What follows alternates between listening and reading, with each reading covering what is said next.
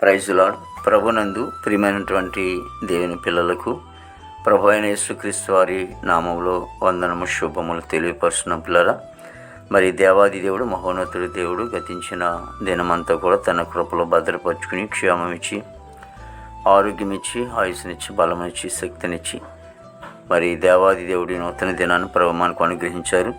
ఈ 2024 సంవత్సరం 9వ నెల 12వ దినాన్ని ప్రభు మనకు అనుగ్రహించి, మరి ఈరోజు దేవుడిచ్చినటువంటి వాగ్దానము, నీవు మరణములో నుండి నా ప్రాణమును తప్పించి ఉన్నావు. కీర్తన గ్రంథము 56వ కీర్తన 12వ శరణం. ఆయన మరణంలో నుండి ఆయన తప్పించే దేవుడుగా ఉంటూ ఉన్నాడు. కాబట్టి దావీదు ఏమంటున్నాడంటే,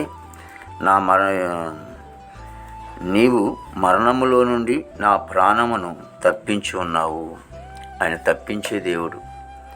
పిల్లరా, వాక్యం నమ్మదగినది, పూర్ణాంగీకరణకు యోగ్యమైనది.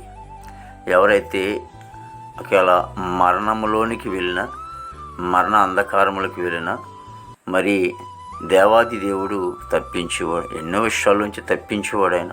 బాధల్లోంచి, కష్టాల్లోంచి, ఇబ్బందుల్లోంచి, శోధనలోంచి, సమస్యలోంచి. కారణం ఏంటంటే, మరి కీర్తన గ్రంథము 91 కీర్తన మనం చదువుతాం. అతడు నన్ను గణపరుచుచున్నాడు కనుక నేను అతను తప్పించేదనని. ఎందుకంటే ప్రభుని ఎప్పుడు గణపరుస్తూ ఉంటాము, ఆయన ప్రేమిస్తూ ఉంటాము, ఆయన మాటకు లోబడి ఉంటాము. అప్పుడు అన్ని విషయాలు కూడా ఆయన తప్పించుకుంటూ వస్తూ ఉంటాడు.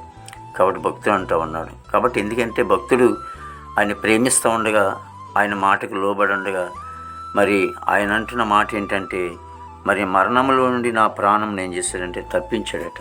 ఈరోజుని మనము కూడా ఆ రీతిగా ఉన్నప్పుడు దేవుడు ఎంతగానో మనం తప్పించేవాడుగా ఉంటా ఉన్నాడు. ప్రార్థన. ప్రేమగల తండ్రి, కృపయేసునికి స్తోత్రాలు. నైనా ప్రతి కుటుంబాన్ని దీవించిన ఆశీర్వదించండి నాయన ప్రభా. ఇదిగో తండ్రి, భారతదేశాన్ని మీరు ఆశ్రయించిన దీవించిన నీకే స్తోత్రాలు ప్రభు. గొప్ప దేవుడా, నీకే స్తోత్రాలు చెల్లిస్తున్నాం ప్రభు. నాయన ప్రభా, ఇదిగో తండ్రి యేసు, మరి విదేశాలను బిడ్డలందరూ మంచి వంతులు పండి, యవన బిడ్డలందరినీ కూడా రక్షించుకోండి దేవా. ఇదిగో తండ్రి, కుటుంబ వ్యవస్థలు ఎన్నో కొంచెం బాధలు, కష్టాలు, ఇబ్బందులు దేవా. ఇదిగో తండ్రి, బలహీనతలు, రోగాలు దేవా తండ్రి, ఇవన్నిటిని కూడా ప్రభా ఇదిగో తండ్రి తప్పించే దేవుడు నీవేనాను ప్రభు. అయా ఇదిగో తండ్రి, వారికి ఉన్న ప్రతి సమస్యను కూడా విడుదల చేయండి. ఏ శ్రమను బంధించండి, స్వస్థత, ఆరోగ్యం దయచేయండి ప్రభా. ఇదిగో తండ్రి యేసు నీకు వందనాలు ప్రభా. జైల్లో ఉన్న బిడ్డలు విడుదల చేయండి.